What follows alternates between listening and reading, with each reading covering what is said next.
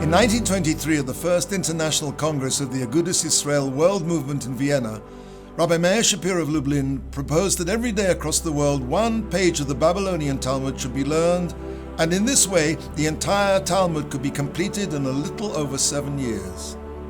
His idea became an incredible success. Nearly 250,000 Jews completed the last cycle. At the end of that first Congress, the heads of the world's great Torah institutions gathered for the closing session. A photographer was hired to record this momentous event.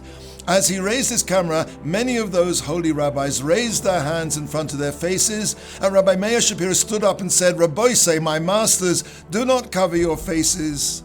A generation is coming whose only link to their Yiddishkeit will be the light that shines out of your heilige Punim."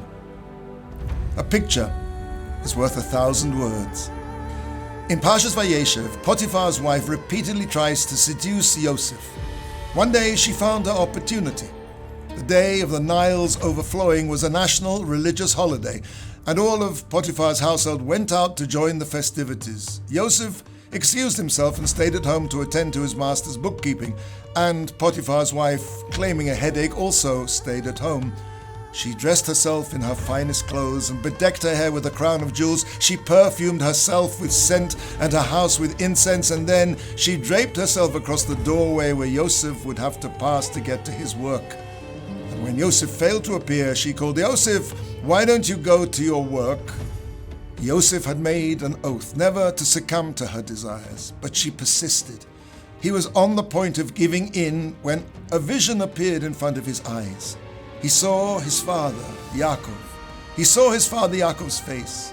And in that vision, Yaakov said to him, "Yosef, there will be 12 gems in the Choshen, the breastplates of the Kohen Gadol, one for each tribe. If you sin, your place will be empty." The Shekhinah, the divine presence, rested on the Choshen, and the Shekhinah cannot abide immorality. We live in a world where we're confronted at every turn with images of impropriety.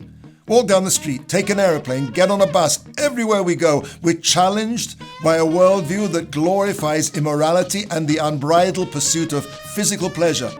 If we carry in our minds an image of our holy fathers and our rabbis, an image of holiness that we will take with us, we can push aside the images of depravity that seek to take us over.